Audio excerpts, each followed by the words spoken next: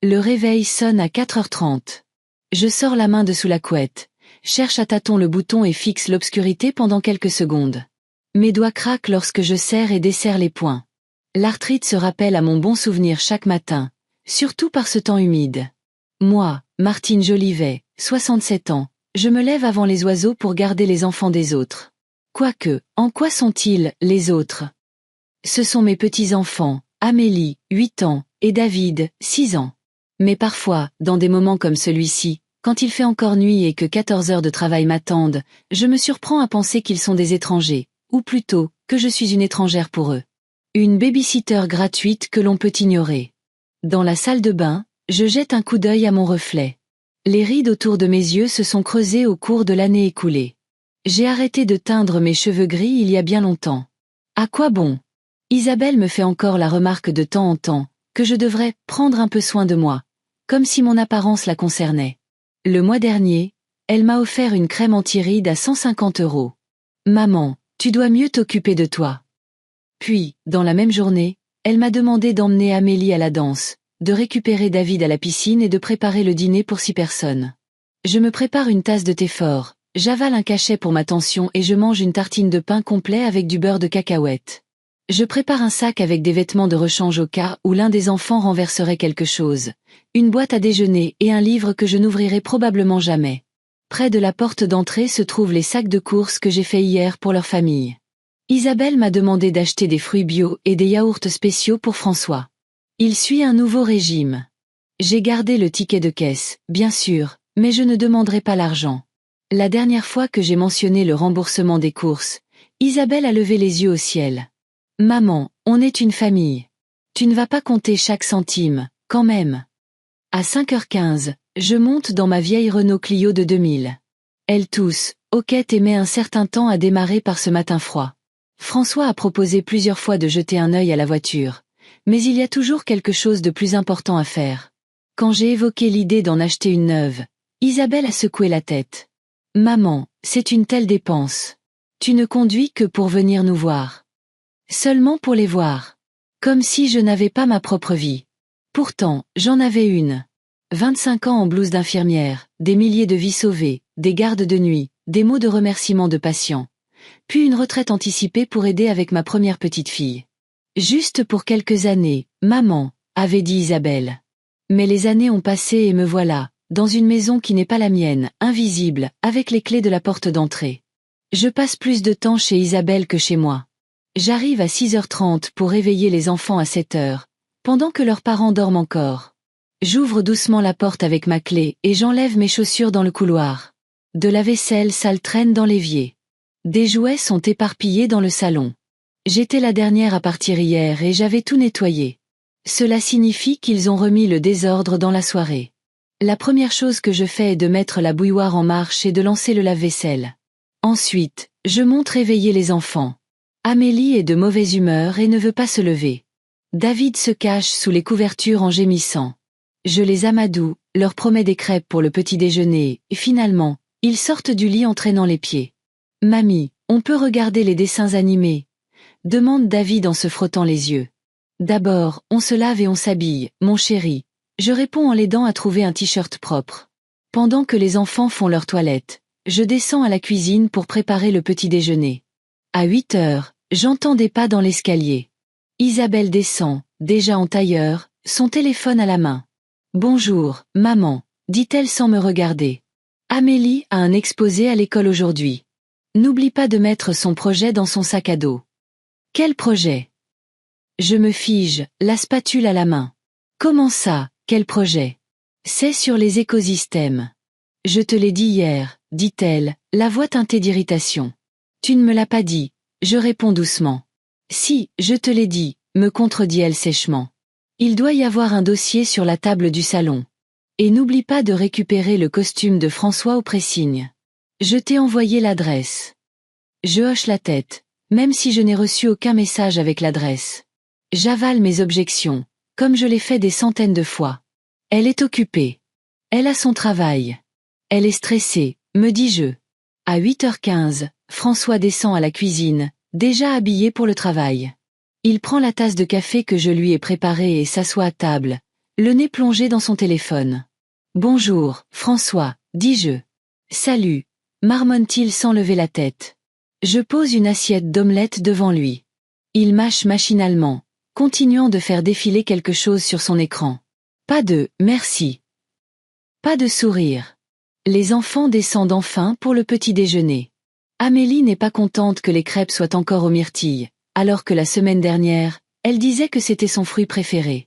David renverse du jus d'orange sur son t-shirt, et je dois le remonter pour le changer. Quand nous revenons, François est parti sans même dire au revoir.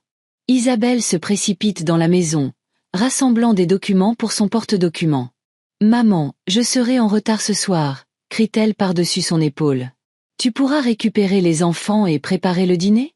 Quelques amis de François viennent. À la maison. J'ouvre la bouche pour lui rappeler que j'ai une réunion de mon club de lecture ce soir, que j'ai prévue il y a un mois. Mais Isabelle est déjà sortie, criant « Au revoir, les enfants. Écoutez bien votre grand-mère. » La porte claque. Je reste plantée au milieu de la cuisine, un torchon à la main, et je sens quelque chose se nouer en moi. La réunion du club de lecture est la seule chose que j'ai prévue pour moi ce mois-ci. J'ai même lu le livre et pris des notes, mais apparemment, les amis de François sont plus importants. « Mamie, aide-moi avec mes chaussures !» crie David depuis le couloir. Je soupire profondément et vais l'aider. Ensuite, je rassemble les sacs à dos, vérifie que le dossier du projet d'Amélie est bien là. Je le trouve sous le canapé, pas sur la table du salon.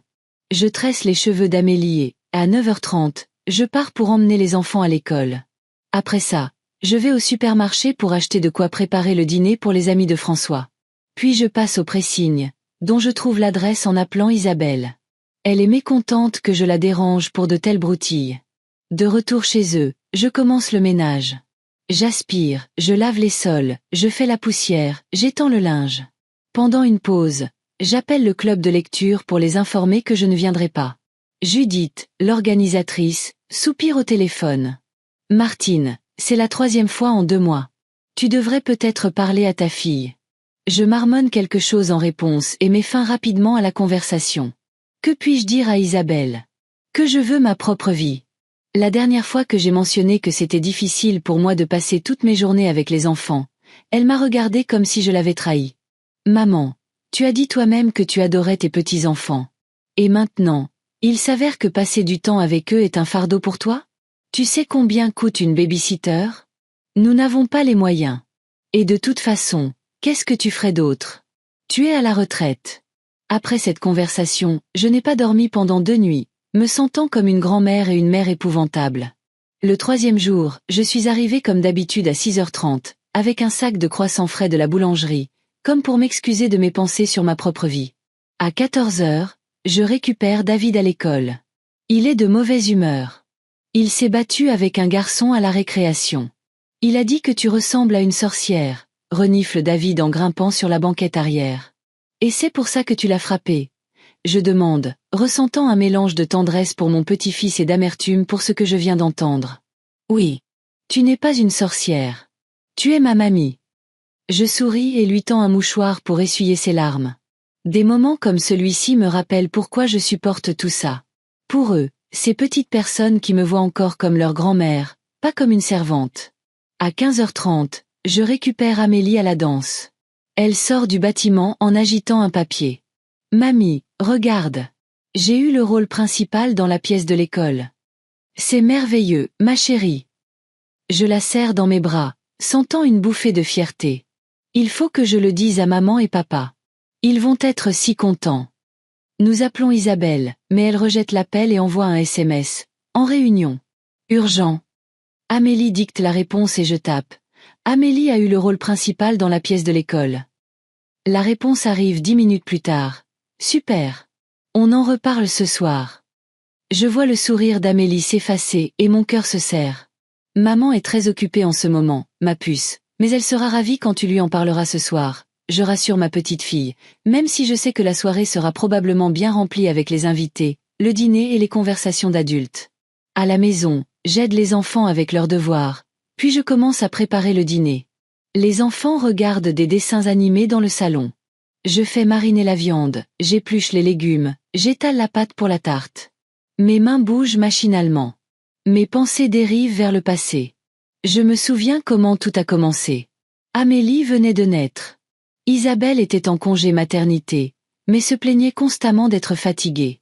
Maman, tu peux venir aider quelques jours. Je suis venue, puis pour quelques autres jours. Et puis Isabelle a annoncé qu'elle retournait travailler plus tôt. On ne peut pas laisser passer une bonne opportunité. Elle m'a demandé de m'occuper du bébé juste pour quelques mois, le temps de trouver une nounou. Ils n'ont jamais trouvé de nounou. Ou plutôt, ils n'ont pas vraiment cherché. Au début, ils ont dit que c'était trop cher. Puis ils ont dit qu'ils ne faisaient pas confiance aux étrangers. Quand j'ai suggéré qu'ils pourraient envisager une crèche, François s'est indigné. Tu veux que notre enfant passe toute la journée avec des inconnus? Jamais de la vie. Les valeurs familiales sont plus importantes pour nous. Les valeurs familiales? Bien sûr. Qui se résument au fait que la grand-mère doit garder les enfants gratuitement et en silence. Et puis David est né, et la boucle était bouclée. 2 enfants, 2 parents qui travaillent, et moi. Une main-d'œuvre gratuite qui n'a rien d'autre à faire à la retraite. La sonnette me tire de mes souvenirs. Sur le seuil se tient ma voisine, Paul Vasseur, une femme petite et énergique de mon âge, avec des cheveux gris courts et un rouge à lèvres vif. Martine, je t'ai appelée toute la journée, dit-elle en guise de salut. Désolée, Paul. J'étais occupée avec les petits-enfants. Je réponds en la laissant entrer. Paul jette un coup d'œil à la cuisine, encombrée de provisions, et à moi, dans mon tablier avec de la farine sur la joue. Encore en train de leur préparer le dîner. J'entends la désapprobation dans sa voix. Et le club de lecture ce soir? Je ne peux pas y aller. Isabelle et François reçoivent des invités. Paul croise les bras sur sa poitrine. Martine Jolivet, tu m'étonnes. C'est la 3e fois que tu manques une réunion pour eux. Est-ce qu'ils te paient au moins pour tout ça? Elle fait un geste qui englobe la cuisine. Allons, Paul. C'est ma famille, dis-je en me détournant pour cacher mon expression. La famille. Ah. Elle ricane.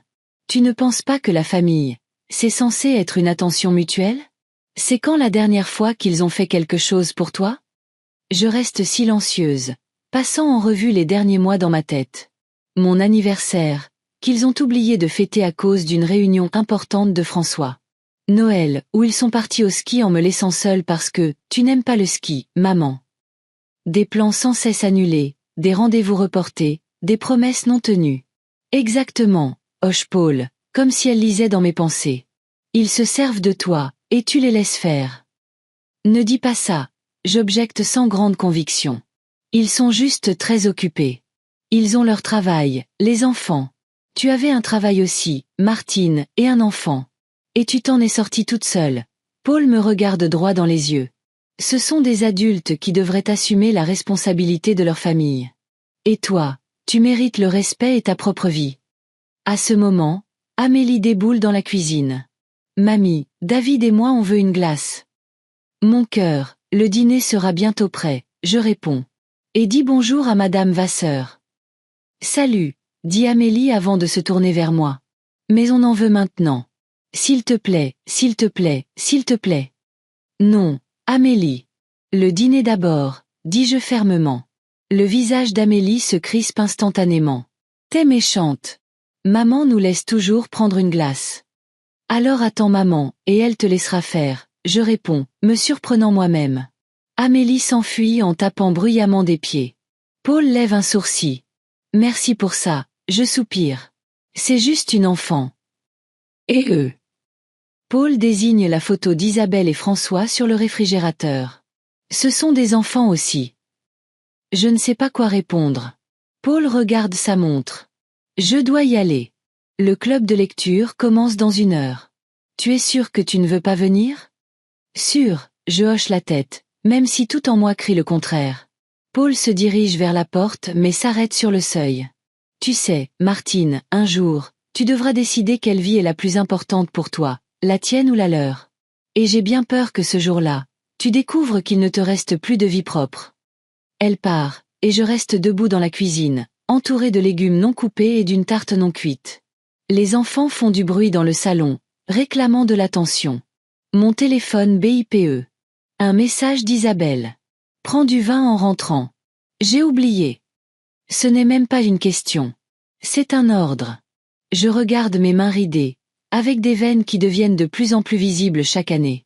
Je me souviens comment j'ai utilisé ces mains pour mettre au monde des bébés, faire des piqûres, essuyer les larmes des patients. Comment j'ai bercé la petite Isabelle avec ces mêmes mains, lui ai appris à marcher et essuyer ses larmes. Et maintenant, ses mains préparent le dîner pour des gens qui ne diront même pas merci. Et soudain, je sens quelque chose se briser en moi. Silencieusement, presque inaudiblement. Mais le son de cette fracture me rend plus sourde que les cris des enfants dans la pièce d'Axe sans grave côté. Le samedi matin a commencé par un coup de téléphone. Isabelle n'appelait jamais sitôt sans raison, alors j'ai su tout de suite que c'était quelque chose d'urgent. L'horloge affichait 7h30, et dehors, le ciel gris d'Orléans promettait de la pluie. « Maman, tu ne vas pas le croire. » La voix d'Isabelle vibrait d'excitation. François a invité son père pour un barbecue. Je fronçai les sourcils. Charles Ferraud rendait rarement visite à son fils et à sa famille. Il se montrait 1 ou 2 fois par an pour les grandes fêtes. Et chaque visite transformait François en un adolescent nerveux en quête d'approbation. « Quelle est l'occasion ?» demandai-je en essayant de me réveiller. « Tu vois, Charles vient avec son ami, Thomas Daril. Il possède les garages Daril, une chaîne d'ateliers de réparation automobile. François essaie de le rencontrer depuis des mois. Si tout se passe bien, il pourrait proposer un partenariat à François. Tu imagines ce que ça signifie pour nous ? » J'avais une vague idée. Peut-être qu'ils arrêteraient enfin de se plaindre d'argent, même si cela ne changerait guère leur attitude envers moi. C'est merveilleux, ma chérie. C'est quand, le barbecue ? Aujourd'hui à 16h, lâcha Isabelle. Je sais que c'est de dernière minute, mais c'était une décision spontanée. Charles a appelé hier soir et a dit qu'il serait de passage avec ce Daril. Maman, on a vraiment besoin de ton aide. Tu peux venir ? Je serrai plus fort le téléphone. J'avais des projets. Pour la première fois depuis longtemps, j'allais au cinéma avec Paul, pour une rétrospective Hitchcock que j'attendais depuis des mois. Isabelle, j'ai des billets pour ce soir. Maman, s'il te plaît, m'interrompit-elle. C'est très important pour nous. Je dois cuisiner tout un tas de choses, m'occuper de la maison, être l'hôtesse parfaite, et puis il y a les enfants. Tu sais comme ils sont agités quand on a des invités, surtout quand grand-père Charles est là. Je fermai les yeux. Mon samedi, mes projets, mon Hitchcock, tout s'effondrait en un instant. D'accord, dis-je après une pause. À quelle heure dois-je venir ? 11h serait parfait. Ma fille respira de soulagement. J'ai fait une liste de courses, je te l'envoie tout de suite. Isabelle, j'ai essayé d'être précise. Comment puis-je aider exactement ? Tout, rit-elle. Fais ta fameuse salade de pommes. De terre. Aide avec les apéritifs. Garde un œil sur les enfants pour qu'ils ne soient pas dans nos pieds. Comme d'habitude. Et aussi, maman. Sa voix devint plus sérieuse. Mais quelque chose de plus présentable. Tu sais comment est Charles. Tout doit être parfait. Je regardais ma garde-robe. Des jeans, des t-shirts, 2 ou 3 robes pour les occasions spéciales, qui se faisaient de plus en plus rares dans ma vie. Qu'est-ce qui, dans ma garde-robe, pourrait bien ne pas convenir à Charles Ferraud ? En fait, je connaissais déjà la réponse. Tout. Je n'étais jamais assez bien pour lui. Pas assez présentable, comme belle-mère, comme il l'avait dit un jour à François, pensant que je ne l'entendais pas. À 10h45, je me garai devant la maison de ma fille. Dans une main, je tenais un sac de courses, et dans l'autre, un cintre avec une robe bleu foncé qu'Isabelle avait portée à son bal de promo. Plus présentable, signifiait, formel, avais-je décidé. La maison bourdonnait comme une ruche. Isabelle se précipitait entre la cuisine et le salon, arrangeant des coussins décoratifs. François s'affairait avec le barbecue dans le jardin, jurant de temps en temps. Les enfants regardaient des dessins animés, mais en me voyant, ils se précipitèrent pour me serrer dans leurs bras. « Mamie !» David enroula ses bras autour de mes jambes. « Tu vas jouer avec nous ?» « Bien sûr, mon chéri, » je lui caressai la tête. « Mais d'abord, je vais aider maman à cuisiner. » Isabelle me jeta un regard critique. « Maman, tu vas sérieusement mettre cette vieille robe ? Elle est démodée depuis 20 ans. » Je sentis mes joues rougir. « Tu as dit quelque chose de décent, » répondis-je doucement. « C'est ce que j'ai de plus joli. » Isabelle leva les yeux au ciel. « Bon, on verra ça plus tard. Pour l'instant, il faut préparer le dîner. J'ai acheté des côtes de bœuf magnifiques que François va griller. On a besoin d'apéritifs, de salade et d'un dessert. La liste est sur le frigo. Je me rendis silencieusement dans la cuisine et commençai à trier les provisions. La liste était impressionnante. Caprese avec de la mozzarella maison, tartelette au saumon, 3 sortes de salades, sauces, accompagnement. Je devais cuisiner pour 12 personnes. Et c'était sans compter le menu séparé pour les enfants, qui ne mangeraient jamais la nourriture des adultes. Comme Isabelle l'avait si bien souligné. À 12h30, alors que j'étais jusqu'au coude dans la pâte à tarte, François entra dans la cuisine. « Comment ça va, Martine ?» demanda-t-il en ouvrant le frigo et en sortant une bière. « Bien, » répondis-je en étirant mon cou. « Et ton barbecue ?» « Eh bien, je n'arrive pas à régler la température, » se plaignit-il. « Ces nouveaux modèles sont si capricieux. »« Tu devrais peut-être lire le mode d'emploi, » suggérai-je. François ricana. « Je travaille avec des machines depuis 20 ans. Je vais bien finir par comprendre ce grill. » À ce moment, Isabelle fit irruption dans la cuisine. « Maman, je t'avais demandé de faire des tartelettes au caviar rouge, pas au saumon. » Je la regardai, perplexe. Le saumon était sur la liste. « Bien sûr, le saumon, c'est pour les invités ordinaires, » s'exclama Isabelle en levant les bras au ciel. « Mais il nous faut quelque chose de spécial pour Charles et ce Daryl. » Je me souviens très bien avoir dit caviar. Elle ne l'avait pas dit. J'en étais sûre, mais ça ne servait à rien de discuter. « Je peux courir au magasin, » proposai-je. « Pas le temps. » Isabelle passa nerveusement ses doigts dans ses cheveux. « On devra faire avec ce qu'on a, mais la prochaine fois, sois plus attentive. » Elle sortit de la cuisine en trombe et je continuai à cuisiner, sentant la tension me crisper les épaules.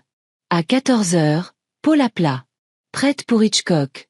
demanda-t-elle joyeusement. « Paul, je suis tellement désolée. » Je baissai la voix pour qu'elle ne m'entende pas. « Je ne peux pas y aller. Isabelle et François ont une réception importante et ils ont besoin de mon aide. » Il y eut un silence à l'autre bout du fil. « Martine, » dit enfin Paul, « c'est la 3e fois ce mois-ci que tu annules nos plans à cause d'eux. » « Je sais, et je suis vraiment désolée, » dis-je, sentant une boule se former dans ma gorge. « Mais aujourd'hui, c'est vraiment un jour important. Le père de François vient avec un homme d'affaires qui pourrait lui offrir un partenariat. Et c'est pour ça que tu dois annuler tes projets. » La voix de Paul était remplie d'une irritation non dissimulée. « Martine, ce sont des adultes. Ils peuvent organiser une réception sans ton aide. »« Tu ne comprends pas. »« Non, c'est toi qui ne comprends pas, » s'emporta Paul. « Ils se servent de toi parce que tu les laisses faire. Tu sais quoi? Va faire tes tartelettes. Je trouverai quelqu'un qui apprécie vraiment ma compagnie. » Elle raccrocha et je restai là, le téléphone à la main, sentant les larmes me monter aux yeux. Paul avait raison. Mais que pouvais-je faire? C'était ma famille, ma fille, mes petits-enfants. À 15h, alors que la plupart de la cuisine était terminée, Isabelle passa la tête dans la cuisine. « Maman, tu ne t'habilles pas? Les invités seront là dans 1 heure. » J'essuyai mes mains sur mon tablier. « Je vais me changer dans 1 minute. Mais Isabelle, cette robe... » « Oublie-la, » ma fille fit un geste de la main. « Je t'en ai trouvé une des miennes.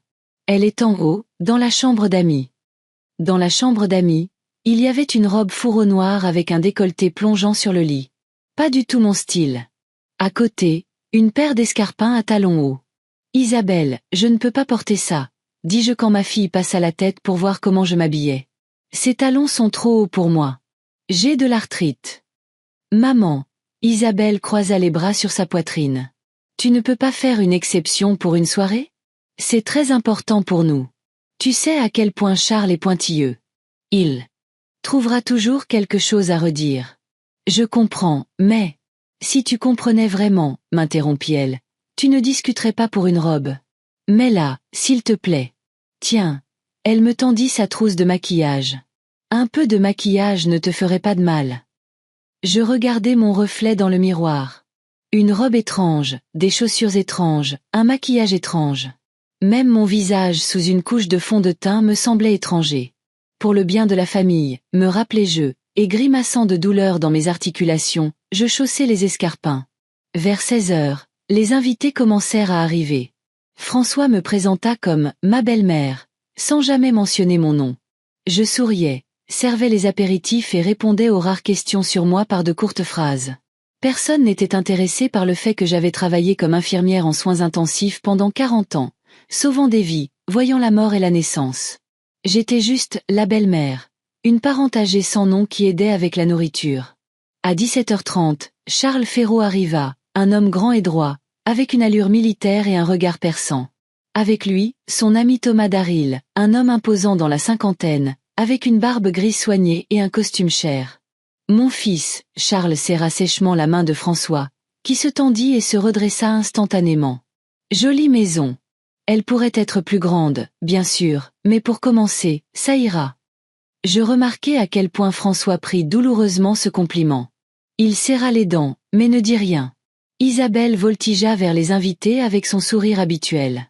Monsieur Ferraud, Monsieur Daryl, bienvenue. Entrez, je vous en prie. François a préparé d'excellentes côtes de bœuf. J'espère qu'il ne les a pas trop cuites, marmonna Charles. Il n'a jamais su cuire la viande correctement. François était tout sourire en installant les invités aux meilleures places dans le jardin. Isabelle voltait autour d'eux, proposant boissons et amuse-gueules. J'observais la scène de loin, me sentant invisible. Mamie. David tira sur l'ourlet de ma robe. Amélie et moi on veut une glace. Pas maintenant, mon chéri, je lui caressai la tête. Il faut d'abord manger un vrai repas. Mais on en veut maintenant, se plaignit Amélie. Chut, je m'accroupis, grimaçant de douleur aux genoux. On a une réunion importante. Pas de caprice. Les enfants, allez jouer dans la maison. Isabelle s'approcha de nous. Maman, tu pourrais les surveiller? Je dois parler aux invités. Je hochai la tête et emmenai les enfants à l'intérieur. Nous jouions à un jeu de société quand j'entendis des voix dans le jardin. François et ses invités avaient décidé de rentrer pour échapper à la pluie qui avait commencé. Les enfants, jouez sans moi pour l'instant, dis-je. Je vais voir s'ils ont besoin d'aide en cuisine. Je sortis dans le couloir et me dirigeai vers la cuisine, mais je m'arrêtai en entendant des voix venant du salon. C'était Charles Ferraud. Ne te méprends pas, mon fils. Je vois que tu essaies, mais l'image d'une personne qui a réussi se compose de petits détails. Toutes ces babioles bon marché, dit-il en faisant un geste vers la pièce, crient votre manque de moyens. On modernise l'intérieur progressivement, papa, dit François obséquieusement. L'année prochaine, si tout va bien. Si, interrompit Charles, toujours si. Quand deviendras-tu enfin un homme et commenceras-tu à agir au lieu d'espérer? Il y eut une pause. Je me figeai, effrayé de bouger. Et encore une chose, continua Charles. Cette femme âgée, ta belle-mère. Elle s'habille toujours comme ça? Non, bien sûr que non, François rit nerveusement. D'habitude, elle est plus sobre. Je vois qu'elle passe beaucoup de temps avec tes enfants, dit Charles d'un ton désapprobateur. Oui, elle nous aide. Les enfants aiment passer du temps avec elle. On peut garder ses petits-enfants, mais on ne se présente pas comme leur grand-mère devant les gens, lâcha Charles. Dans notre milieu, l'image de la famille est très importante. Une vieille femme débraillée qui essaie de paraître plus jeune dans des vêtements inappropriés, ce n'est pas ce que les clients et les partenaires s'attendent à voir. Regarde la femme de Thomas. Un goût impeccable, des manières dignes. Voilà un modèle pour ta famille. Je restais là, incapable de bouger, sentant le sang quitter mon visage. Une vieille femme débraillée. C'était moi. Une femme qui se lève à 4h30 du matin pour aider avec leurs enfants. Qui annule ses projets pour leur carrière. Qui endure des douleurs articulaires en portant des chaussures inconfortables juste pour ne pas ruiner leur image. Je comprends. La voix de François semblait incertaine. Bien sûr, on peut s'arranger. François. Appela Isabelle depuis la cuisine. Aide-moi avec le vin. La conversation fut interrompue et j'entendis des pas. Je reculai rapidement dans l'ombre du couloir, laissant passer François. Il passa sans me remarquer, et je restai là, sentant quelque chose se briser complètement en moi. Une vieille femme débraillée. Ne te présente pas comme leur grand-mère devant les gens. L'humiliation et la colère résonnaient dans ma tête. Je retournai silencieusement dans la chambre avec les enfants, réarrangeant machinalement les pièces sur le plateau de jeu tandis qu'une tempête faisait rage en moi. Une demi-heure plus tard, Isabelle passa la tête dans la pièce. Maman, tu pourrais aider avec le dessert? Je ne trouve pas la crème fouettée. Je levai lentement les yeux. Isabelle, as-tu entendu ce que le père de François a dit de moi? Elle se figea sur le seuil. De quoi tu parles? Il m'a traité de vieille femme débraillée. Ma voix était étonnamment calme. Et il a conseillé à François de ne pas me laisser me présenter comme leur grand-mère devant les gens. François a été d'accord. Isabelle pâlit. Maman, je suis sûre que tu as mal compris. Non, j'ai parfaitement compris, dis-je en me levant et en grimaçant de douleur au genou. Je m'en vais. Quoi? Maintenant? Isabelle me regarda, déconcertée. Maman, tu ne peux pas partir en plein milieu d'une fête. Qu'est-ce que je vais dire aux invités? Dis-leur que ta vieille mère débraillée s'est souvenue de sa dignité. J'enlevai mes talons hauts et marchai pieds nus devant ma fille stupéfaite. Maman, attends. Isabelle m'attrapa le bras. Tu as tout mal interprété. François ne dirait jamais ça. Mais il l'a fait, dis-je en retirant ma main. Et tu sais quoi? Son père a raison. Je suis une vieille femme. J'ai 67 ans. J'ai de l'arthrite et des cheveux gris. Mais je mérite le respect, surtout de ma propre famille. Je retournai dans la chambre d'amis, me changeai rapidement, pris mes propres vêtements et fis mon sac. Quand je descendis, François et Isabelle se tenaient dans le hall. Martine, ne faisons pas de scène, François sourit nerveusement. Les invités pourraient t'entendre. Ne t'inquiète pas, François, je passai devant lui vers la porte. Je ne vais pas ruiner ta précieuse image. Maman, la voix d'Isabelle semblait désespérée. Tu ne peux pas simplement partir. Et les enfants? Ils vont demander où tu es. Je me retournai sur le seuil. Dites-leur la vérité. Que leur grand-mère en avait assez d'être invisible. Je sortis sous la pluie sans me retourner. Mes mains tremblaient en démarrant la voiture. Dans le rétroviseur, je vis Isabelle courir sur le porche mais s'arrêter, hésitant à sortir sous la pluie dans sa robe coûteuse. Je rentrai chez moi, me sentant étrangement vide. Au cours des dernières années, je m'étais tellement habituée à m'adapter à leur vie que j'avais presque oublié la mienne. Que fais-je quand je ne les aide pas? Qu'est-ce que j'aime? Qui suis-je sans eux? L'appartement vide était silencieux et sombre. J'allumai la lumière, enlevai mes vêtements mouillés et restai longtemps sous la douche chaude, lavant mon maquillage, mes larmes et les restes de mon humiliation. Puis, je m'enveloppai dans un vieux peignoir confortable, me fis un thé et m'assis près de la fenêtre en regardant la pluie. Le téléphone sonna presque immédiatement. C'était Isabelle. Je ne répondis pas. Puis il sonna encore et encore. Les messages affluèrent les uns après les autres. Maman, parlons-en. Tu as mal compris. Les enfants demandent après toi. J'éteignis mon téléphone et le mis de côté. En moi, une décision se formait, que j'aurais dû prendre il y a bien longtemps. Plus jamais je ne serai la grand-mère commode. Plus jamais je ne les laisserai profiter de moi. Plus jamais je ne sacrifierai ma dignité pour leur approbation. Je me suis tue, puis je suis partie. Et ce n'était que le début. Le dimanche matin m'accueillit avec le silence. Pour la première fois depuis de nombreuses années, je me réveillai sans que le réveil sonne à 4h30. La lumière du soleil filtrait à travers les rideaux mal tirés et l'horloge affichait 9h15. Je restai allongé à regarder le plafond, rempli d'un étrange sentiment de liberté et de vide à la fois. Mon téléphone, que j'avais rallumé avant de dormir, vibrait doucement sur la table de chevet. 37 appels manqués et 62 messages. Isabelle, François, même plusieurs appels du téléphone d'Amélie. Je ne lus pas les messages, je mis simplement le téléphone de côté. La résolution d'hier n'avait pas faibli. Au contraire, après une nuit passée dans mon propre lit sans avoir à bondir à l'aube, elle n'avait fait que se renforcer. Je me levai lentement, sentant mes articulations me faire mal. Le rappel matinal habituel de mon âge. Auparavant, je ne me permettais pas d'y prêter attention. J'étais trop occupée à me dépêcher pour arriver chez Isabelle avant 7h, réveiller les enfants, préparer le petit déjeuner. Aujourd'hui, je pouvais m'offrir le luxe de ressentir la douleur, de reconnaître son existence. Mon petit appartement semblait inhabituellement spacieux et silencieux. Personne ne me tirait par la manche, ne réclamait de l'attention, ne donnait d'ordre. Je me fis du thé, du vrai thé, dans une théière en porcelaine qui restait habituellement sur l'étagère comme décoration. Il n'y avait plus de temps pour les cérémonies. Je sortis une tasse et une soucoupe en porcelaine du buffet, un cadeau de mariage de ma mère que j'avais gardé pour les grandes occasions. Mon premier jour de liberté n'était-il pas une grande occasion? Le téléphone sonna de nouveau. C'était Isabelle. Je fixai l'écran clignotant sans bouger. Que pouvais-je lui dire? Que je pardonnais les insultes que son mari et son père m'avaient lancées. Que j'étais prête à continuer d'être invisible, une babysitter gratuite qu'on a honte de nommer grand-mère. Le téléphone cessa de sonner et un message apparut. Maman, s'il te plaît, réponds. Les enfants n'ont pas arrêté de demander après toi hier soir. Je ne sais pas quoi leur dire. Je posai le téléphone. Pour une raison quelconque, je me souvins d'un incident d'il y a 3 ans, mon anniversaire. Je les attendais au restaurant. La table était réservée pour 6.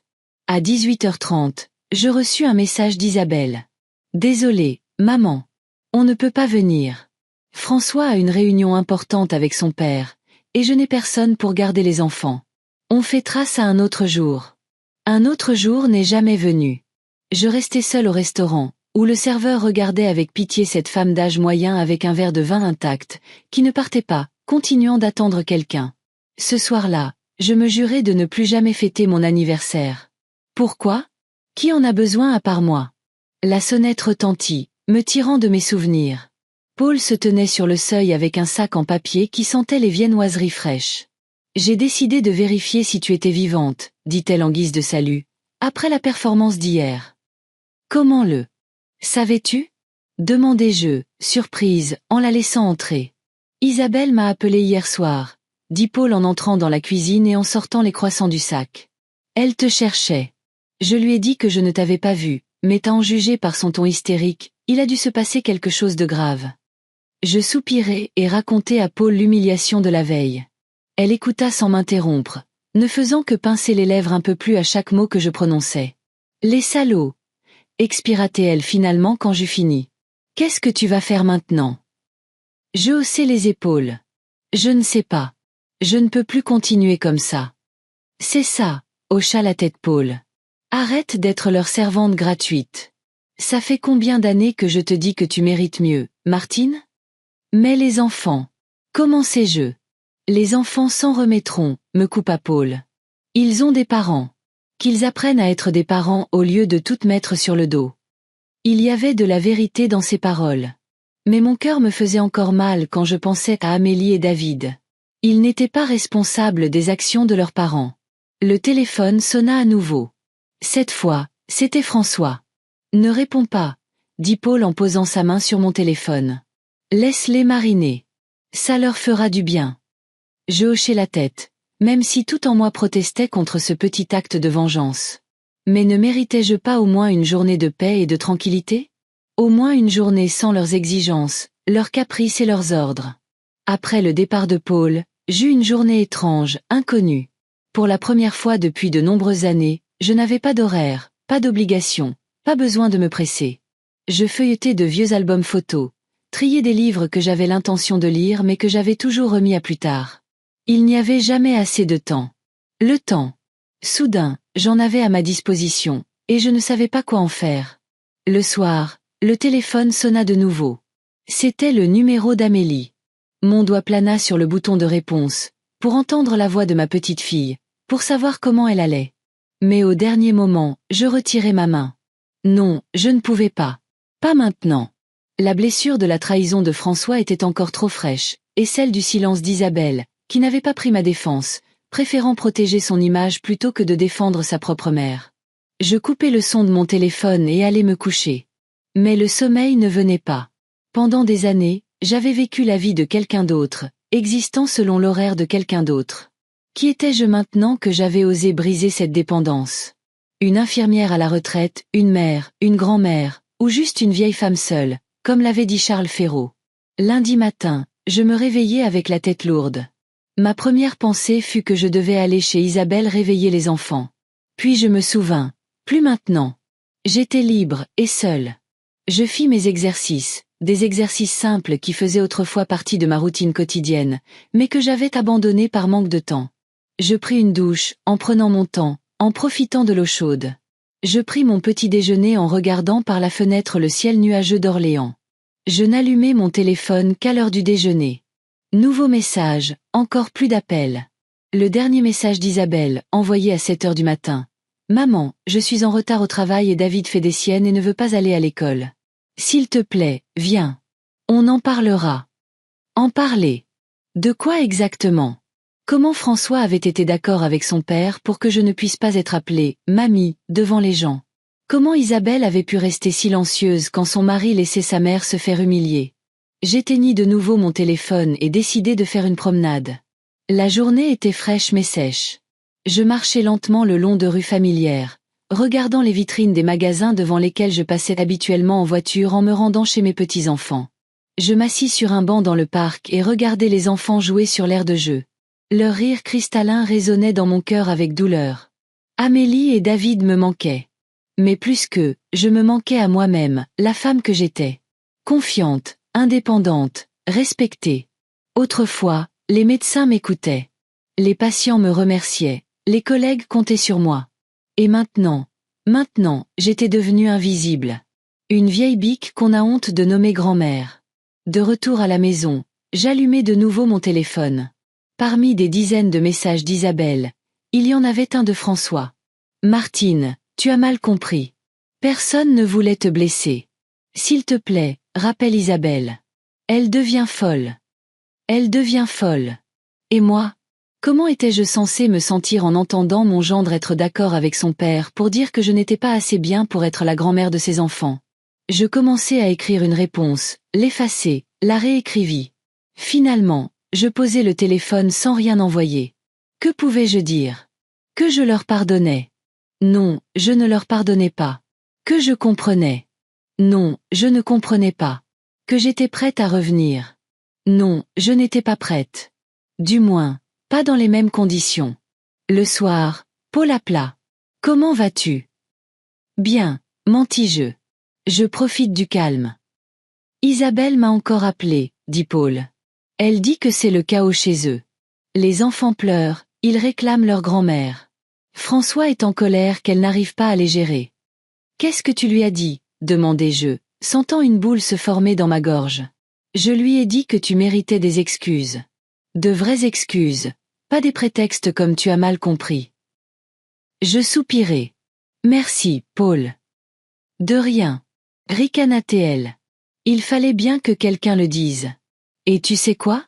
Je suis fière de toi, Martine. Tout le monde n'aurait pas eu la force de se lever et de partir après avoir été humilié comme ça. Après avoir parlé à Paul, je restai longtemps assise près de la fenêtre, regardant Orléans dans la soirée. Des lumières aux fenêtres, des gens qui se pressent pour rentrer chez eux, des voitures. La vie continuait. Et la mienne devait continuer aussi. Mais comment? Au cours des dernières années, je m'étais tellement absorbée dans la vie de ma fille et de sa famille que j'avais presque oublié mes propres désirs et besoins. Qu'est-ce qui m'intéressait avant? Qu'est-ce que j'aimais? À quoi aspirais-je? Je me dirigeai vers la bibliothèque et sortis un vieil album photo. Me voici à 20 ans, débutant mes études d'infirmière. Mes yeux brillent. Mon sourire est confiant. Me voici en blouse d'infirmière, tenant un nouveau-né dans mes bras. Ma première garde seule à la maternité. Nous voici avec Robert, mon défunt mari, lors d'un pique-nique. Il me regarde avec une telle adoration. Voici la petite Isabelle. Nous sommes aux eaux. Elle tend la main pour caresser une chèvre. Et je ris, en la tenant. Où est passée cette femme? Où est passée sa confiance? Sa joie de vivre? Quand suis-je devenue une ombre, une servante, une vieille femme débraillée? Mardi matin, la sonnette retentit. Isabelle se tenait sur le seuil, pâle, des cernes sous les yeux, vêtue d'une veste enfilée à la hâte. « Maman » halta-t-elle en me voyant. « Pourquoi tu ne répondais pas au téléphone? Je deviens folle. » Je reculai silencieusement, la laissant entrer. Isabelle entra dans le salon et s'effondra sur le canapé. « Maman, c'est de la folie. David refuse d'aller à l'école. Amélie a fait une crise de nerfs au cours de danse, exigeant de voir sa grand-mère. François est en colère que je n'arrive pas à les gérer. Et je n'y arrive pas. Je ne sais pas comment faire comme toi. » Elle parlait vite, nerveusement, tirant sur la manche de sa veste. « Et cette réunion avec le père de François et son ami? Tu ne vas pas le croire, mais Daryl a refusé de s'associer avec François. Charles a dit qu'il ne voit aucune stabilité en nous. François est furieux, il me rejette la faute. Maman, je ne sais pas quoi faire. » Je regardais ma fille et des émotions contradictoires faisaient rage en moi. J'avais pitié d'elle. Elle avait vraiment l'air épuisée. Je ressentais de la colère contre François, qui semblait tout lui reprocher au lieu de se remettre en question. Et une étrange satisfaction qu'ils réalisent enfin tout ce que j'avais fait pour eux. « Qu'est-ce que tu veux que je te dise, Isabelle ?» demandai-je doucement. « Je veux que tu reviennes, » dit-elle en levant les yeux vers moi, suppliante. « Les enfants ont besoin de toi. J'ai besoin de toi. » Et ce qui s'est passé au barbecue. Je croisai les bras sur ma poitrine. Ton mari a été d'accord avec son père pour dire que je ne pouvais pas être appelée grand-mère devant les gens. Que je n'étais pas assez présentable pour leur image. Maman, tu as tout mal compris, Isabelle secoua la tête. François ne. Je l'ai entendu, Isabelle, l'interrompis-je, de mes propres oreilles. Et j'ai aussi entendu son accord silencieux. Ma fille baissa la tête. Il était dans une position difficile. Son père. Et ce Daryl pouvait lui donner une chance de développer son entreprise, de devenir associé. Et pour ça, tu es prête à sacrifier la dignité de ta propre mère. Je sentis ma colère monter à nouveau. Tu sais ce qui fait le plus mal? Ce n'est pas ce que Charles a dit. C'est que ni toi ni François n'avez pris ma défense. Vous n'avez rien dit, comme si je ne valais vraiment rien. Maman, ce n'est pas vrai, protesta faiblement Isabelle. Nous apprécions tout ce que tu fais pour nous. Non, vous ne l'appréciez pas, je secouai la tête. Vous le prenez pour acquis. Vous vous attendez à ce que je sois toujours disponible, toujours prête à aider, toujours prête à annuler mes plans pour les vôtres. Vous ne demandez même pas si j'ai ma propre vie. Mais tu ne t'es jamais plainte, commença Isabelle. Parce que vous ne m'avez jamais demandé, ma voix trembla. Vous ne m'avez vue que comme une aide commode et gratuite, pas comme une personne avec ses propres désirs et sentiments. Isabelle se tut, la tête baissée. Je vis une larme couler sur sa joue. Maman, dit-elle enfin. Je ne sais pas quoi dire. Tu as raison. Nous t'avons prise pour acquise. Nous avons été égoïstes. Mais les enfants, ils t'aiment. Tu leur manques. S'il te plaît, au moins pour eux. N'utilise pas les enfants, Isabelle, je secouai la tête. Ce n'est pas juste. Mais c'est la vérité, s'exclama-t-elle. Amélie a pleuré toute la nuit, demandant pourquoi mamie était partie.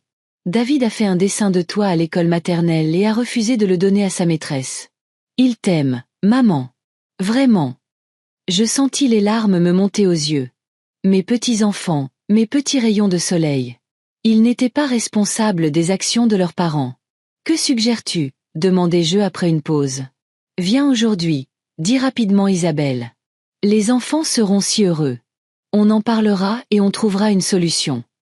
Non. Je secouai la tête. Pas aujourd'hui. J'ai besoin de plus de temps, Isabelle. Du temps pour réfléchir à ce que je veux vraiment. Mais maman. 2 jours, dis-je fermement. Laisse-moi encore 2 jours, puis nous parlerons tous ensemble, y compris François. Et s'il n'est pas prêt à s'excuser, à admettre qu'il a eu tort, alors je ne reviendrai pas. Isabelle me regarda, surprise. Elle n'avait pas l'habitude de me voir si déterminée.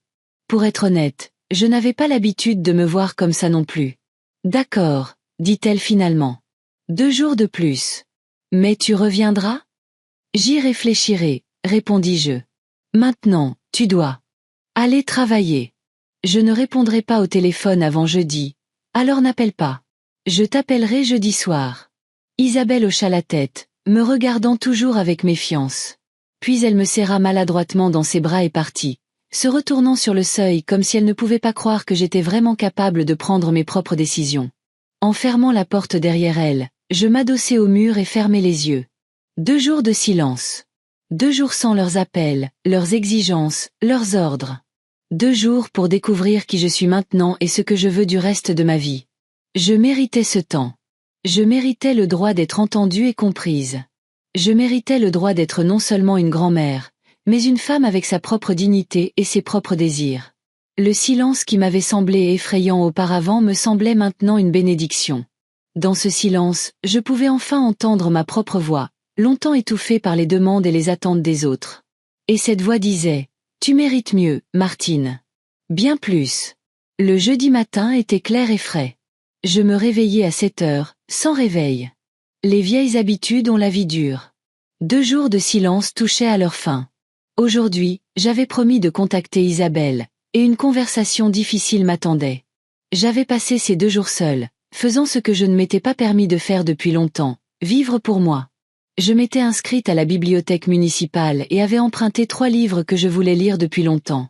J'étais allée à une séance de cinéma matinale, seule, sans avoir à me presser. J'avais appelé mes anciennes collègues de l'hôpital et avais organisé une rencontre pour la semaine prochaine. Et j'avais beaucoup réfléchi.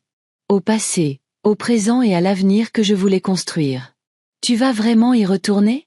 M'avait demandé Paul lorsque nous nous étions vus la veille pour un café. Oui, avais-je répondu. Mais pas dans les mêmes conditions. Paul avait levé un sourcil sceptique. Isabelle et son mari ne changeront probablement pas, Martine. Rien ne peut changer des gens comme ça. Peut-être, avais-je haussé les épaules. Mais mes petits-enfants n'y sont pour rien, et je veux faire partie de leur vie. Ne les laisse plus te marcher sur les pieds, avait prévenu Paul. Ils retomberont vite dans leurs vieilles habitudes si tu cèdes. J'avais souri à mon ami. Paul était toujours direct, mais juste, et elle avait raison. Si je ne tenais pas bon, tout redeviendrait comme avant. À 11 heures précises, je composai le numéro d'Isabelle. Elle répondit à la première sonnerie, comme si elle m'attendait. Maman, sa voix était tendue. Tu viens? Oui, dis-je. Mais d'abord, il faut qu'on parle. Nous tous. Bien sûr, acquiesça rapidement Isabelle.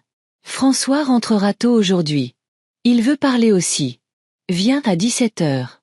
Les enfants seront si heureux de te voir. Je soupirai. Typique d'Isabelle. Elle avait déjà tout décidé pour moi sans même demander si 17 heures me convenait. Mais je me retins. D'accord, je serai là à 17 heures. Toute la journée, je sentis la tension monter. Que dirais-je à François? Comment expliquerais-je mon absence aux enfants? Accepterait-il mes conditions, ou repartirais-je, cette fois pour de bon? À 16h45, je me garai devant leur maison. Une belle maison à 2 étages dans un quartier prestigieux d'Orléans, avec une pelouse bien entretenue et des voitures chères dans l'allée. La maison modèle d'une famille modèle. Combien de fois, ces derniers jours, avais-je pensé que la prospérité extérieure cache souvent un vide intérieur? Je sonnai et entendis presque immédiatement le bruit des pas des enfants. La porte s'ouvrit en grand et Amélie et David se précipitèrent vers moi. Mamie. David enroula ses bras autour de mes jambes. Tu es revenu. Tu nous as tellement manqué. Amélie me serra par la taille. Pourquoi tu es partie? Maman a dit que tu étais occupée, mais je savais que ce n'était pas vrai. Je m'accroupis et serrai mes petits-enfants dans mes bras. Leur joie sincère me toucha au cœur, et je sentis mes yeux se remplir de larmes. Vous m'avez manqué aussi, mes chéris, dis-je. Parfois, les adultes ont besoin de temps pour réfléchir à des choses importantes. Mamie ne repartira plus, demanda David, anxieux, en me regardant dans les yeux. J'hésitais à répondre. Il aurait été malhonnête de faire des promesses que je ne pourrais peut-être pas tenir. J'essaierai très fort, répondis-je finalement. Mais d'abord, je dois parler à ton papa et ta maman. À ce moment, Isabelle apparut dans le couloir. Elle avait meilleure mine que mardi. Ses cheveux étaient coiffés, elle portait un maquillage léger, mais ses yeux montraient encore des signes d'anxiété. Maman, elle sourit, tendue. Tu es là. Les enfants, allez jouer en haut. Mamie et moi devons parler. Mais on veut rester avec mamie, protesta Amélie. Plus tard, ma puce, Isabelle fut catégorique. D'abord, nous devons parler. Les enfants montèrent à contre-cœur, se retournant de temps en temps vers moi, comme s'ils craignaient que je ne disparaisse. Isabelle me conduisit au salon où François était déjà assis. Il se leva quand j'entrai et je remarquai à quel point il se déplaçait maladroitement d'un pied sur l'autre. Martine, commença-t-il en évitant mon regard. Je suis content que tu sois venue. Je suis venu pour les enfants, répondis-je calmement. Et pour mettre les choses au clair. Nous nous assîmes. Je pris le fauteuil en face du canapé où Isabelle et François s'étaient installés. La distance physique entre nous semblait symboliser le gouffre qui s'était creusé entre nous ces derniers jours. Tout d'abord, je veux m'excuser, commença François. Pour ce qui s'est passé au barbecue. Je n'aurais pas dû rester silencieux quand mon père a dit ces choses terribles. Mais tu n'es pas seulement resté silencieux, fis-je remarquer. Tu as été d'accord avec lui. François pâlit. J'étais dans une position difficile. Cette rencontre aurait pu changer notre vie. Et pour ça, tu étais prêt à sacrifier ma dignité. Je le regardai droit dans les yeux. Laisser ton père me traiter de vieille femme débraillée qu'on ne peut pas présenter comme la grand-mère de tes enfants. Je ne pensais pas que tu entendrais, marmonna François. Et ça rend les choses meilleures. Je secouai la tête. Le fait que tu l'aies dit dans mon dos au lieu de me le dire en face. Isabelle posa la main sur le genou de son mari. Maman, nous sommes tous les deux en faute. J'aurais dû te défendre aussi, mais je me suis tue. Nous avons pris ton aide pour acquise. Oui, c'est vrai, acquiesçai-je. Pendant des années, j'ai renoncé à ma vie pour vous. J'ai annulé des rendez-vous avec des amis, manqué le club de lecture, oublié mes propres intérêts. Et qu'ai-je eu en retour? Des critiques, de l'ingratitude et des ordres. On ne t'a jamais donné d'ordre, commença Isabelle. Maman, fais les courses.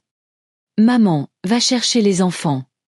Maman, prépare le dîner pour les invités, énumérai-je. Jamais, s'il te plaît. Jamais si ça t'arrange. Jamais merci. Toujours des exigences, comme si j'étais votre servante. Isabelle baissa les yeux. On ne s'en est pas rendu compte. Parce que vous ne vouliez pas vous en rendre compte, je soupirai profondément, rassemblant mes pensées. Vous avez tous les deux grandi avec des mères qui se sont sacrifiées pour leurs enfants, et vous avez décidé que je devais faire de même. Mais la différence, c'est que vous n'êtes plus des enfants. Vous êtes des adultes qui doivent assumer la responsabilité de votre famille. François se tut, fixant le sol. Son visage prit une expression étrange, un mélange de honte et de quelque chose d'autre que je ne pouvais pas tout à fait cerner. Tu sais pourquoi je n'ai pas contredit mon père? Demanda-t-il soudain. Parce que j'ai entendu la même chose de sa part toute ma vie. Ne fais pas honte à la famille. Sauve les apparences. Que vont penser les gens? Il n'a jamais été satisfait de moi. Toujours à exiger plus, toujours à critiquer. Il continua. Et quand il a commencé à parler, c'était comme si j'étais redevenu ce petit garçon, effrayé de décevoir son père. Je regardais mon gendre, surprise. Pendant toutes les années que je l'avais connu, il n'avait jamais parlé aussi ouvertement de sa relation avec son père, même si j'avais toujours soupçonné qu'elle était compliquée. Ce n'est pas une excuse, poursuivit François. Juste, je me suis dégonflé. J'ai été un lâche toute ma vie quand il s'agit de mon père. Et au lieu de briser le cycle, je l'ai laissé t'humilier. Je suis désolé, Martine. J'ai eu tort. Ces paroles semblaient sincères, ce à quoi je ne m'attendais pas. Mais les blessures infligées au fil des ans étaient trop profondes pour être guéries par une seule excuse. J'apprécie ton honnêteté, François, dis-je. Mais il ne s'agit pas seulement de cet incident. Il s'agit de la façon dont vous m'avez tous les deux traité pendant toutes ces années. Comme une main-d'œuvre gratuite, pas comme une personne avec ses propres désirs et besoins. Isabelle essuya une larme. Maman, on ne le voulait pas. C'est juste que, tu as toujours été si forte, si prête à aider. On n'a jamais pensé à ce que ça te coûtait. Vous auriez dû, dis-je fermement. Je suis votre mère et la grand-mère de vos enfants, pas votre servante. Et si je reviens, ce ne sera que sous de nouvelles conditions. Ils se penchèrent en avant, écoutant attentivement. Pour la première fois depuis de nombreuses années, je sentis que j'étais vraiment écoutée. Premièrement, je ne viendrai que 3 jours par semaine, de 10h à 18h, commençai-je. J'ai besoin d'avoir du temps pour ma propre vie. Mais nous travaillons tous les deux à plein temps, objecta Isabelle. Qui sera avec les enfants le reste du temps? Vous êtes leurs parents, je haussai les épaules. Engagez une baby-sitter, ajustez vos horaires, arrangez-vous avec vos employeurs. C'est à vous de voir. C'est votre responsabilité, pas la mienne. Isabelle voulut dire quelque chose, mais François l'arrêta. Elle a raison, Isabelle. Nous avons reporté notre responsabilité sur ta mère pendant trop longtemps. Deuxièmement, continuai-je, pas d'ordre. Vous pouvez demander mon aide, mais la décision m'appartient. Et j'attends de la gratitude pour mon aide, pas des critiques. Ils hochèrent la tête en silence. Troisièmement, je veux un dédommagement pour les courses et les autres dépenses que j'engage en vous aidant, dis-je en regardant leur visage surpris. Oui, nous sommes une famille. Mais cela ne signifie pas que je doive soutenir financièrement des adultes qui travaillent. Bien sûr, maman, acquiesça rapidement Isabelle. Nous n'y avons pas pensé. Vous n'y avez pas pensé, acquiesçai-je. C'est ça le problème. Vous n'avez pas pensé à moi, à mes sentiments, à mes besoins. Vous n'avez vu que les vôtres. Il y eut un silence. Je vis Isabelle et François échanger des regards, comme s'ils menaient un dialogue silencieux. Y a-t-il autre chose, maman? Demanda enfin Isabelle. Oui, dis-je en me redressant dans mon fauteuil. Je veux que toi, François, tu me reconnaisses publiquement comme la grand-mère de tes enfants. Sans honte, sans réserve. Je suis fière d'être grand-mère. Et si tu as honte de moi, alors nous n'avons plus rien à nous dire. François leva les yeux. Je n'ai jamais eu honte de toi, Martine. Ce que j'ai dit à mon père, c'était un moment de faiblesse, une tentative de gagner son approbation. Mais j'avais tort. Tu es une grand-mère merveilleuse et je suis fière de t'avoir dans notre famille. Ces paroles semblaient sincères, mais j'avais vécu avec de fausses promesses pendant trop longtemps pour le croire facilement. Prouve-le, dis-je. Pas avec des mots, mais avec des actes. Comment? Demanda François. Que puis-je faire pour que tu me croies? Je réfléchis un instant. David a un match de foot samedi. Toute sa classe sera là avec leurs parents.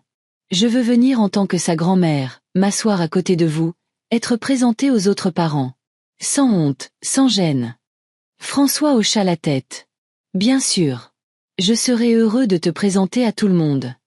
Et autre chose, je regardais Isabelle.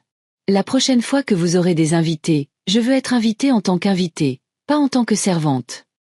Ma fille rougit. Maman, on ne t'a jamais considérée comme... Non. Je levai un sourcil. Qui a cuisiné, servi et nettoyé à toutes vos fêtes? Qui s'est assise avec les enfants pendant que vous divertissiez vos amis? Qui est toujours resté dans la cuisine, sans même être présenté aux invités? Isabelle baissa les yeux. Tu as raison. Nous t'avons utilisé, et c'était mal. Je regardais ma famille, ma fille et mon gendre, deux adultes qui commençaient seulement à comprendre ce qu'ils avaient fait. Une partie de moi voulait leur pardonner immédiatement, oublier la blessure et retrouver mon rôle familier. Mais une autre partie, celle qui s'était réveillée après l'humiliation du barbecue, exigeait justice et respect. Une dernière chose, j'hésitais, mais décidai que je devais clarifier ce point également. Ton père, François. Je comprends que c'est ta famille, mais je ne veux plus entendre d'insultes de sa part. S'il ne peut pas me traiter avec respect, je ne serai pas dans la même pièce que lui. François pinça les lèvres. Je lui parlerai. Il doit comprendre qu'il ne peut pas traiter les gens de cette façon, surtout toi. Et s'il ne comprend pas, demandai-je. Que choisiras-tu, François? Son approbation ou mes sentiments? Il me regarda droit dans les yeux. Tes sentiments, Martine. Je te le promets. Je hochai la tête, acceptant ses paroles, mais sans y croire entièrement. Trop de fois j'avais vu François devenir une autre personne en présence de son père. Incertain, soumis, prêt à tout pour son approbation. Pourrait-il vraiment tenir tête à Charles Ferraud s'il devait choisir? Je ne sais pas si nous pouvons revenir à ce que nous étions, dis-je honnêtement. Il s'est passé trop de choses. Mais pour le bien des enfants, je suis prête à essayer. Selon mes conditions. Nous acceptons tout, dit rapidement Isabelle. N'est-ce pas, François? Il hocha la tête. Oui. Nous comprenons que nous avons eu tort et nous voulons arranger les choses. Très bien, dis-je en me levant. Alors je commencerai demain. Je viendrai à 10h et je partirai à 18h. Maintenant, il fallait que je parle aux enfants.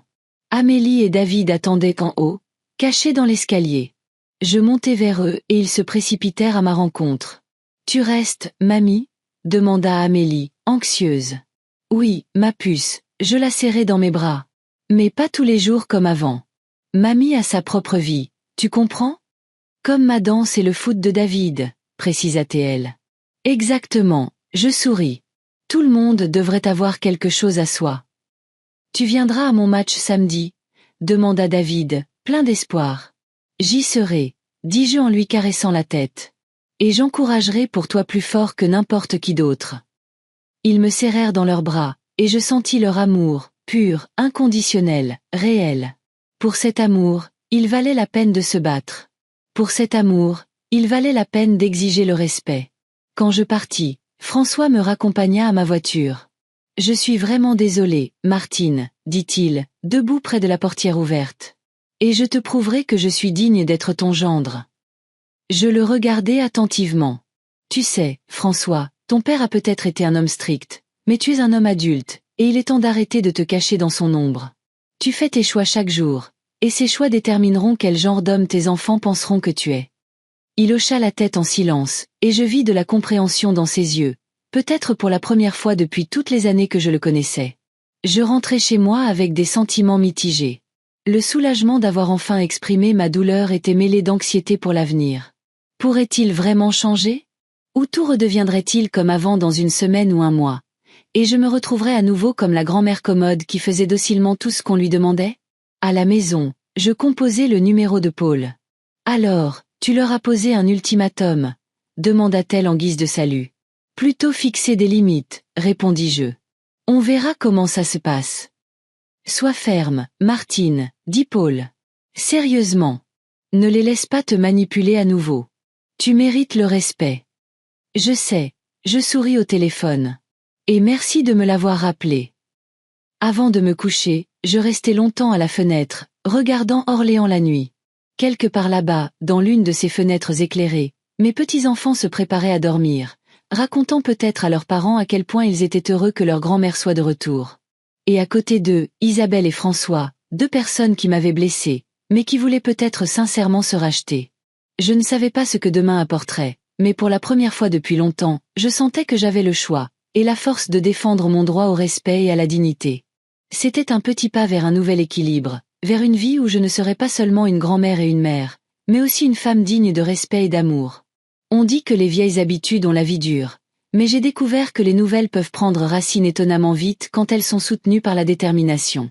3 mois ont passé depuis le jour où j'ai posé mon ultimatum à Isabelle et François. 3 mois d'une nouvelle vie. 3 jours par semaine avec mes petits-enfants, et le reste du temps pour moi. Dire que c'était facile serait mentir. Les changements n'ont été faciles pour aucun de nous. Les premières semaines, Isabelle appelait 10 fois par jour. David faisait des siennes et ne voulait pas aller à l'école. Amélie avait de la fièvre. Il devait se rendre à une réunion urgente et la baby-sitter avait annulé. Auparavant, j'aurais tout laissé tomber et me serais précipité pour aider. Maintenant, je prenais une profonde inspiration, j'expirais et je répondais calmement. Je suis désolée, Isabelle. Aujourd'hui, ce n'est pas mon jour. Vous pouvez vous en sortir. Étonnamment, il s'en sortait. François a commencé à prendre des jours de télétravail quand les enfants étaient malades. Isabelle a organisé un horaire flexible au bureau. Ils ont trouvé une baby-sitter fiable pour 2 jours par semaine, non sans mon aide, mais ils ont réussi. Les petits-enfants se sont habitués à la nouvelle routine plus vite que je ne l'aurais cru. La flexibilité des enfants est incroyable. Et moi, j'ai enfin commencé à vivre pour moi. J'ai renouvelé mon adhésion au club de lecture, je me suis portée volontaire à l'hôpital local 1 jour par semaine, encadrant de jeunes infirmières. Paul m'a entraîné à des cours de tai chi. Pour tes articulations, Martine, et c'est bon pour notre âge en général. Je grommelais, mais j'y allais régulièrement et j'ai été surprise de constater que mes articulations me faisaient vraiment moins mal. Mais le plus grand changement s'est produit en moi. Je ne me sentais plus comme une ombre, une servante, une grand-mère commode. J'étais de nouveau Martine Jolivet, une femme avec ses propres intérêts, ses propres opinions et le droit de dire non. Tu as changé, remarqua Paul lorsque nous nous retrouvâmes dans un café un samedi matin. Même ta démarche est différente. Vraiment? Je ris en sirotant mon cappuccino. Absolument, hocha-t-elle la tête. Avant, tu semblais toujours t'excuser d'exister. Maintenant, tu vis, tout simplement. Il y avait de la vérité dans ces paroles. J'avais changé. Et étonnamment, ma relation avec ma famille avait changé aussi. Lentement, avec des revers, mais sûrement. Le match de foot de David, ce premier samedi, a été un test sérieux pour François. Je suis arrivée comme convenu et j'ai pris place à côté d'eux dans les tribunes. Isabelle était nerveuse, François semblait tendu. D'autres parents étaient assis à proximité. Des mères bien coiffées en vêtements de marque, des pères confiants. Oh, François, Isabelle! Une femme blonde et frappante qui avait clairement dépensé beaucoup pour son apparence s'approcha de nous. Comment allez-vous? Et voici. Ma belle-mère, Martine, me présenta François, et je me tendis, m'attendant à ce qu'il s'arrête là. Mais il continua. La grand-mère de David et Amélie. Elle a été infirmière en soins intensifs pendant 40 ans et a sauvé plus de vies que nous tous réunis.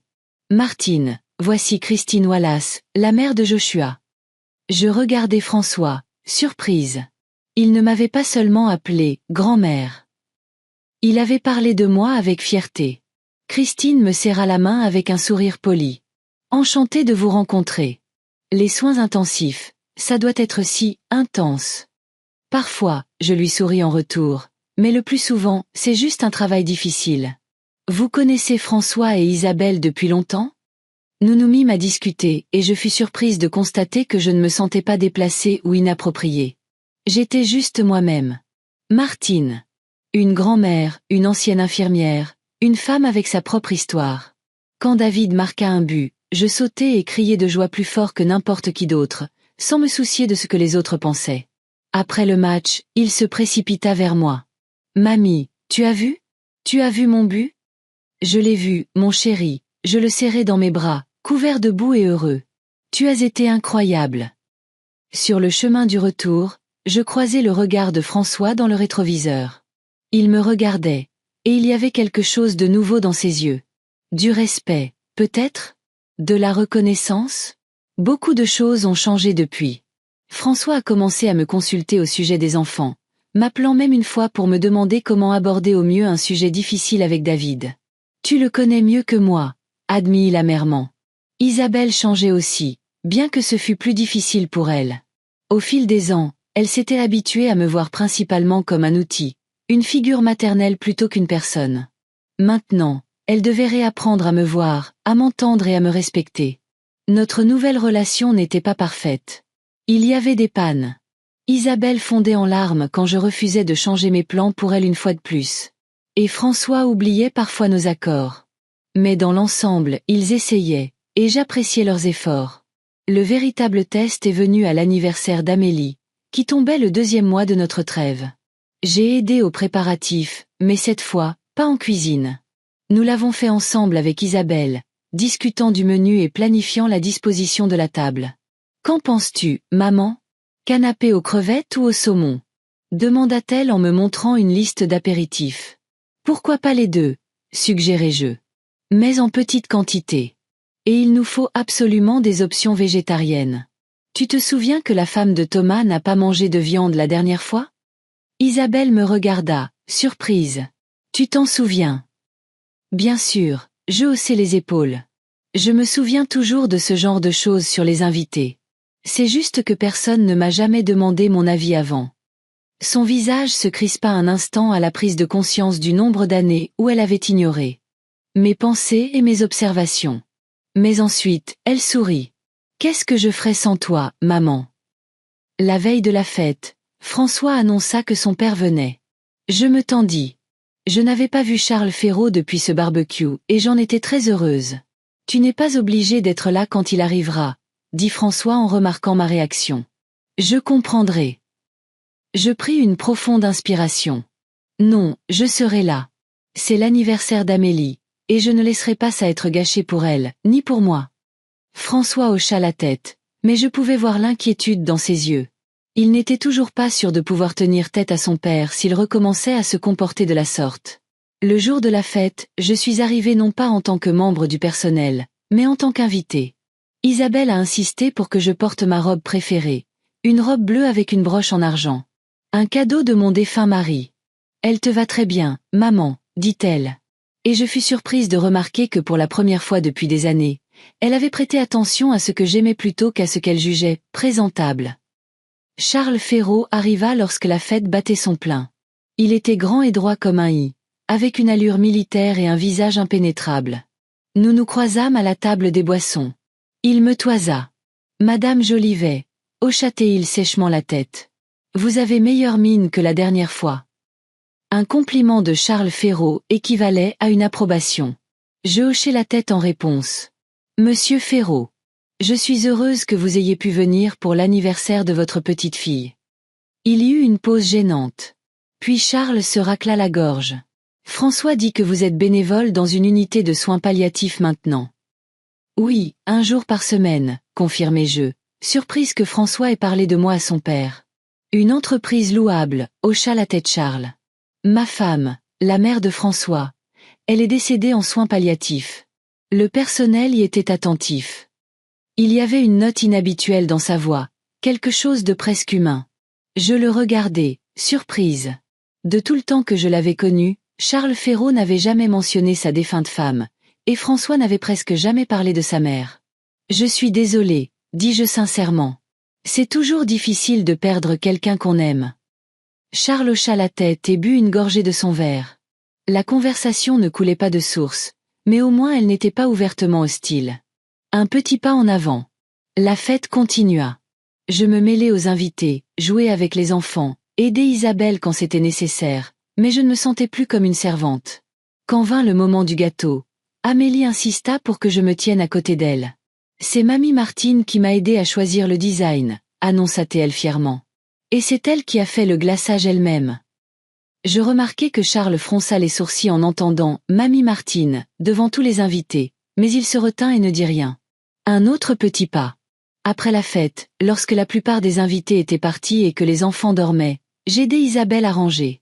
Nous travaillions dans ce silence confortable qui n'existe qu'entre des personnes proches. « Maman », dit soudain Isabelle. « Tu as changé ces derniers mois. »« En mieux, j'espère », je souris. « Certainement, » dit-elle en pliant les serviettes dans une boîte. « Tu es devenue plus confiante, plus vivante.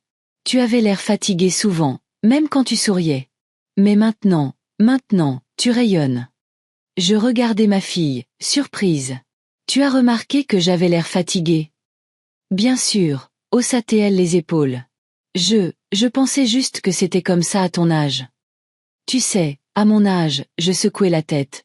On peut être beaucoup plus énergique si on ne travaille pas 14 heures par jour, 7 jours sur 7. Isabelle rougit. Je sais que nous avons été égoïstes. Mais nous apprenons, maman. Vraiment. À ce moment, François et Charles entrèrent dans la cuisine. À en juger par leurs expressions tendues, ils avaient eu une conversation difficile. Martine, François prit une profonde inspiration. Mon père veut te dire quelque chose. Charles se redressa encore plus, si c'était possible. Madame Jolivet, commença-t-il formellement. Je voudrais m'excuser pour mes paroles au barbecue. Elles étaient inappropriées. Je le regardai, n'en croyant pas mes oreilles. Charles Ferraud ne s'excusait jamais. Du moins, c'est ce que François avait toujours dit. Mon fils m'a fait remarquer que mon comportement était inacceptable, poursuivit Charles. Et il a raison. J'ai dépassé les bornes. François avait l'air de ne pas croire que son père prononçait réellement ces mots. Isabelle se figea, le torchon à la main. J'apprécie vos excuses, monsieur Ferraud, dis-je enfin. Et je les accepte. Charles hocha la tête, se sentant visiblement mal à l'aise. Bien. Je devrais y aller. Saluez Amélie de ma part quand elle se réveillera. Quand Charles fut parti, François s'effondra sur une chaise. Je n'arrive pas à croire que ça vient de se produire. En 37 ans de ma vie, je n'ai jamais entendu mon père s'excuser auprès de qui que ce soit. Qu'est-ce que tu lui as dit ? Demanda Isabelle.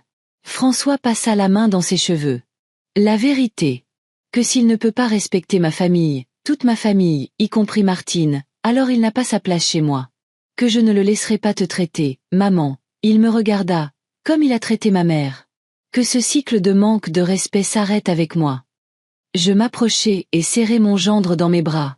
Il se figea de surprise, mais me serra maladroitement en retour. Merci, François, dis-je doucement. Je sais à quel point c'était difficile pour toi. Au cours des semaines suivantes, notre vie s'installa progressivement dans une nouvelle routine. Je rendais visite à mes petits-enfants 3 jours par semaine, comme convenu.